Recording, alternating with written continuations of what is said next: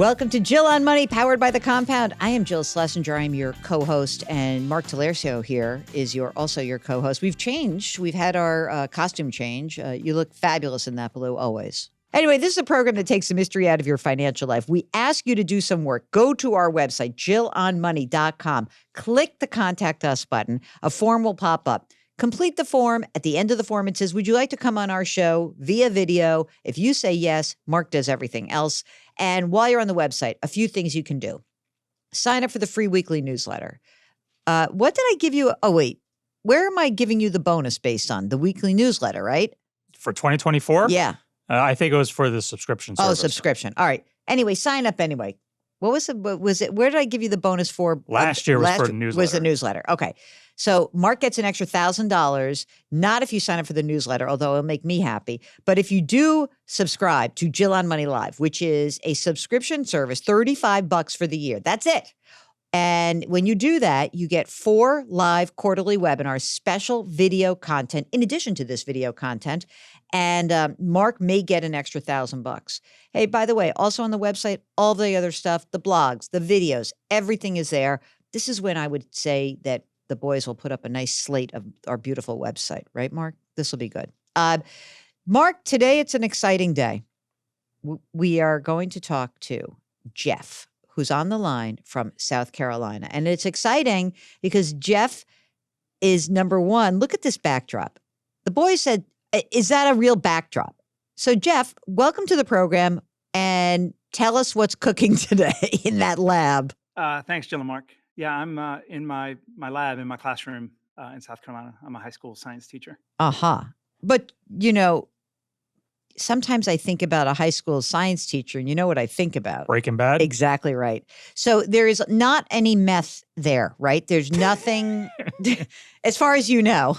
There's not. I actually have a back room, and that's where all my students think that I keep my meth lab. Nice. Very good. So how long have you been a chemistry teacher? 29 years. Wow. So what brings you to us? Well, I'm considering my next endeavor. Yeah, that's so good. I still enjoy teaching, but I'm thinking of moving on to something different. And I want to know if I'm crazy or if it's, a doable plan. Well, first of all, teachers should, and anyone who's like a municipal employee, huge advantage because your next endeavor can be you could partially fund it through your pension. So how much do you earn right now as a chemistry teacher? About $90,000. And are you married or single? Married. And does your spouse work? She does. What does she earn? She earns about $210,000. Oh, I already love her. She sounds gorgeous, doesn't she, Mark? Fantastic. And do you have a certain milestone in mind where you say like 30 years and I'm out? Is that what you're kind of thinking or what?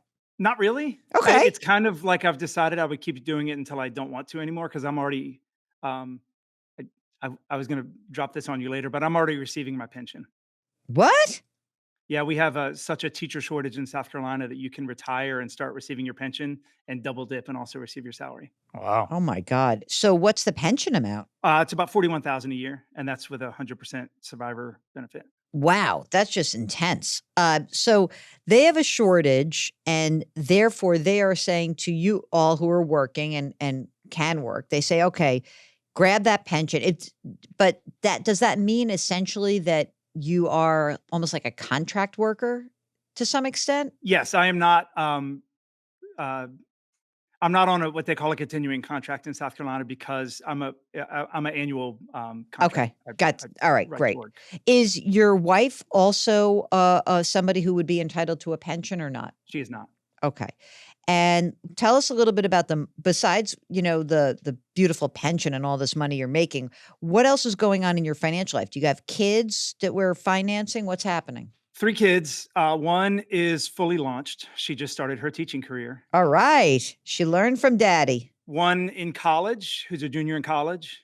Okay. And one who is in the 10th grade right now. And how are you paying for college? 529s. How much is in the 529s right now? Oh, I didn't write that down. So he's going to be good to go. His 529 may run out, but we actually have money in savings that's going to cover the rest. Okay, so we're good. So the older 2 are set. What about the 10th grader? She has about 30,000 in her 529, and right now her goal is to do 2 years of community college and then 2 years of state college. So if our 529 doesn't cover it, it's going to be pretty close. Great. All right, that's awesome. I love that idea of the community college and the state college.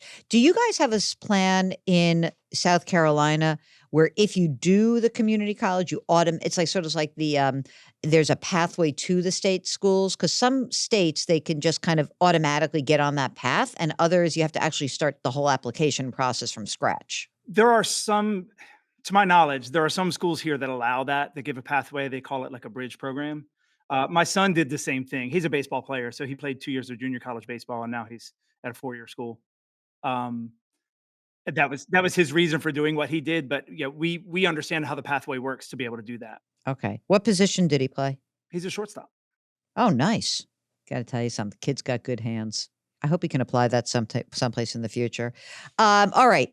How about the money you guys have saved? You're making a ton of money right now. So I know you put money into your pension. Did you also have a defined contribution plan? Yes. So actually, I have 2 of them. Tell me. I've got a 403B. Okay. That's got about 115,000 in it. All right. And I have a 457 that's about 150,000. Okay. And what about your wife? 401k? She's got a 401k that's at 120,000. Mm-hmm. But she's also got an IRA that's funded from her previous 401ks from different employers. That's 930,000. I love this woman. Ding, ding, ding. Just love her And a so Roth much. IRA that's 95,000. She has also. Got to tell you something. She gets better and better with every sentence. She's making Jeff's reset all the Oh, much easier. yeah. Like if you want to reset, all you need is a spouse who will finance it. How much do you guys need to live on? How much do we need to live on? No. Let me rephrase it. Okay. How much you guys like to live on? Not need. Right now, we're living on probably about $12,000 a month. Okay. And are you both maxing out your retirement accounts? We're not maxing, but we're both contributing still. Okay. And how old are you guys? I'm 51. She's 52. Okay. Does she want to keep working when you do your next endeavor, or does she want to does she also want to have a next endeavor? It depends on the day. That's good. With the company that she's with, sometimes she's ready to quit. You know, when I get home from school, she says, "All right, I'm leaving tomorrow." And then other days she says, "I'm good for another year." So, okay. That's up in the air, but there may be a time in the not too distant future that she's ready to reset as well. Do you guys have any money in cash or brokerage accounts, taxable accounts? Just because, we are now, you're only in your early 50s. So I'm just wondering if we have some money that's already been taxed. We in have your some. world. We focused a lot on retirement. So I didn't mention I have a Roth IRA of $50,000 also. Okay. We have a brokerage account that's got about 45,000 in it, and we have about $50,000 in cash in savings. Okay. So tell us about your hopeful next endeavor. So I would like to be a financial planner. That's fabulous. All right. The 2 CFPs are clapping in the background. What makes you want to do that besides the fact you love crunching numbers? Because chemists kind of dig that. I do love crunching numbers, and I like working with people. And honestly, I feel like part of what I want to serve is teachers. I think that there's a lot of teachers that could use some financial help. Yeah, I already help out. You know what they get? They get some skeevy insurance salesperson, and they end up with stuff they don't need. So you're right. They need unbiased help from a fiduciary. So yeah, it's interesting you mentioned that. That's what happened to me when I was in my 20s. Yeah, right? It's unbelievable. I don't know how these schools let these people in the door. It's crazy. So what have you done to further this dream goal? So I have completed all the coursework for the CFP.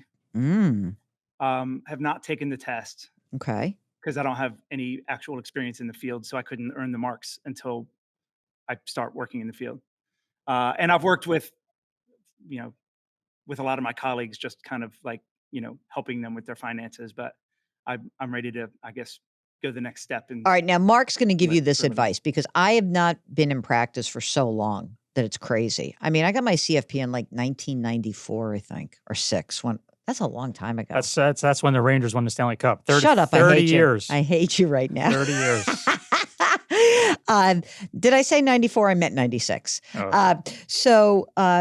But that said, Mark went through this process. By the way, Mark did this behind my back. First, when did you just start doing that? I started taking the coursework in 2017. So he was media guy who was doing this show with me. We got put together in 2011. 2011. And so he was working at CBS. I was working at CBS. The powers that be at the radio network put us together. We fell in love. It's been love ever since. We started a radio show, a podcast now. Okay. But then all of a sudden, he's telling me he's going to do the CFP. And I said, what are you, nuts? Why would you do that? And so, Mark, why did you do it? Because I became obsessed with personal finance. Yeah. He's like listening to me dole out this advice. In 2011, I knew nothing. I would go to Jill once a year and say, here's my 401k. What should I be doing with it? And then over the years, I started learning, listening. I was actually listening to Jill, and I just got obsessed with it, and I love it. And I'm like, you know what? I want to see if I can. It was really, I just wanted to see if I could do it and pass the exam. So the thing that was interesting is he did do it. He did pass the exam, but then what happened? We were fiddling around with, would Mark actually be better served working at a firm? And this is a very hard thing as somebody who loves working with Mark, and Mark makes my life so much easier. But I had to let him go free and explore that. And so because the idea here was like, if he could get some experience, then, if I dropped dead, that Mark would have another avenue to make money. So, you can try to find a financial planning firm where you can get some of that experience. Mark, do you think you should take the test now, though? Well, I was going to ask this a couple minutes ago. When did you finish your coursework? About a month ago. All right, so it's obviously still fresh in your mind. Yeah, I wouldn't wait. I wouldn't either. I mean, you got this information right now. It stinks to study for that exam. That was a hard exam. Yeah, let me say this. The coursework really, it helps, but that's not what's going to help you pass the exam. What's going to help you pass the exam is taking a in-depth review course from one of the many providers out there. It's like a 2 or 3 month review course. By the way, I did self-study. I just did it myself because I was working full-time. And if you're motivated, that can work. I think the most important thing to do is just keep taking practice tests. Yes. Over and over Absolutely. and over again. And nowadays, there's some really good providers out there where they'll give you the mock exams. They'll tell you, this is what you need to be hitting. This is you're scoring low in this area. You need to focus on that area. So yeah, that's what you really need to do before you take the exam, is take one of the review courses. And I think doing it now would be better. Also, the material's fresh in your mind. You don't want to wait. And so then the question is, where are we going to get you the experience? So tell me, have you investigated, Jeff, planners in your neighborhood area? What do you got? I've spoken to a few. What do they say? I've asked them about setting up a practice. Honestly, the reason I did the CFP coursework was just to get the book knowledge of financial planning more so than as necessarily earning the marks. Kind of like Mark, I became obsessed about 10 or 12 years ago with personal finance. And so I figured, even if I don't change careers, having gone through all the CFP courses, I really understand personal finance a lot better now. And so, yes, I've talked to a few people, but not specifically about CFP, just about how they structure their practice. And because I'm thinking of, starting my own business. So what is it that you want to know from us at this point? Am I crazy to want to do this? No, you're not crazy, but but what I really want to know is, if you want to do this, if you want to do it off the side of your desk and keep working for as long as you can work, obviously that's easy enough. But you got, let's see, 1 million, 1, 2, 3, 1.4 million. You got $1.4 million. And the pension. And the pension will keep you. And what's your Social Security look like in the future for the two of you? At full retirement age, about $37,000 for me. Mm-hmm. $45,000 for my wife. 45? Yes. See, she's so much better than you are. It's amazing. I really like her a lot. So you have 37, 45, and 41. Do you have a COLA on your pension or not? Sort of. I mean, it's South Carolina, so there's a slight. I don't know if I would call it a COLA, but there's a slight adjustment that'll happen after I've been receiving it for 2 years. Really? That's it? Yeah, well, it'll happen every year, but it doesn't happen in the first 2 years. Well, I mean, if you make it to your full retirement age, you got a lot of the money, right? So you have 123 grand, you need 12 grand a month. So you got plenty of time to do that. The real question is whether you would stop earning your 90 grand a year and start to full time really pursue the next endeavor. And I think you can do it. I think the question is really kind of how that makes your wife feel, because I don't want her to feel like she has to keep making 200 grand a year. So, could the two of you, in the next few years, figure out a way to squirrel away some cash and then also maybe make a smaller amount of money? So you'd have your pension, but let's say between the two of you, that you would have your pension, and then you've got your little, you got your RIA, which will make $5 in the beginning, but like, let's say 30 grand, and she can do something making 60, 50, 60 grand. If you can do that, and we build up some money in your brokerage and your cash account, then I think you can absolutely do it. It's not a pipe dream. It really isn't. But I think that you guys have to have a real conversation about whether you would be willing to give up that 90 grand a year. I mean, how do you feel about that? Well, my initial thought was that I would start doing it. Teachers are very familiar with having side gigs. Yeah. And so I thought I would start it as a side job just to Yep. see if there's enough demand to make it a viable, sole income producing profession for me. Well, And wait a then minute. if Wait I a see minute. that it's going to work, then I would Hold do it. on. I have an idea. I just had a brainstorm. What if you went to one of the CFP firms and said, I want to do this off the side of my desk. I want to bring you the business. I retain the interest in this business. This helps me satisfy my commitment for my work requirement in the industry. And that way you're bringing, look, what does every CFP or registered investment advisory firm want? What they want is someone who can bring money in the door. So if you cut a deal with somebody and say, you got to teach me how to do this, or I want to own a piece. This is the beginning of my book of business. I want to retain interest in that book. It's my book to take with me or not. But for the next 3 years, while I get my work requirements, you guys can, we can split the money. And then you get your work experience. And 3 years from now, you can start your own shop. What do you think of that? I like that. And there's a couple of teachers turned financial planners that I've talked to along the way. Yeah. And one of them had mentioned that as a possibility that he might consider, because he has already brought one other person on, and he mentioned that as a possibility. He said he wasn't sure that would happen, but that may be something I would explore with him. I would definitely explore. I think it's hard to do it on your own, by the way. Even if you know how to do financial planning, the business of being a financial planner is different. Okay. It really is. Like, there are times where someone is going to need to say to you, like, oh, well, wait a minute. You need like compliance. You need a lawyer. You need to make sure we're doing this. This is what you say. This is what you don't say. This is, all of those things that seem like boring back office things are the things that get people in trouble. So we want to make sure that you have a structure under which you can operate and, not put those beautiful 3 letters at risk. Right. So I think it's a great idea. I do love it. I think that you guys have to be, you don't spend so much money. I do think that I would probably pull back on the amount of money they're putting into retirement. What do you think, Mark? Well, I agree, because they're only in their 50s, so they can't really access any of that money right now, and they don't have a lot of accessible cash. So that would be my priority. Yeah. So maybe just put money into up to the match for your wife if she has one, and start pouring money into your brokerage account and cash account, and let that kind of be the basis.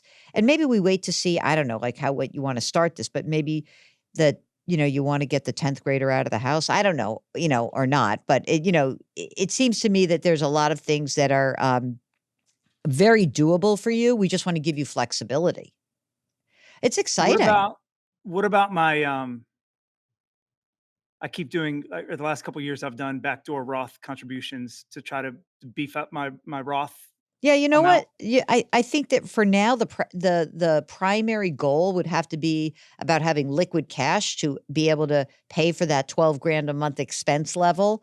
And oftentimes when people put their money into their Roth accounts, they're kind of locked away and they don't want to spend that money. So even if you were 61 and you wanted to pull money out, you'd be like, I don't want to take that money. So my recommendation would be build up the brokerage and the cash. Then when you're, look, if in 10 years, if this business is not sustaining itself and it's just is a side hustle kind of thing, you can start pulling money out of your retirement accounts. You'll have a nice slug of years in between the day that, you're, let's say between 60 and 70, and maybe 60 or 67, so that you would be able to pull money out of those accounts, pay the tax that's due, and hopefully not at a terrible level. But I wouldn't be so apoplectic about my Roth right now. I'd be much more focused on the brokerage and cash. Okay. I will mention the reason I've switched and I've started putting a lot into my 457 is because when I decide I don't want to be here anymore, I don't have to be 59 and a half to take that money. Yeah. No, that's great. And you could just take it out. And also you'd be in a lower tax bracket, right? Because you won't be earning your 90. Right. So that's kind of a cool thing too. I mean, Mark, I'm feeling like the wife's going to get screwed because she's going to be like, I just keep working. I'm a workhorse. I'm going to do. Does she have a next endeavor? Maybe she'd like to do financial planning. Moving from her company that she's with to just consulting part-time. Okay. I think she's very marketable in what she does. She trains people how to sell stuff. Ooh.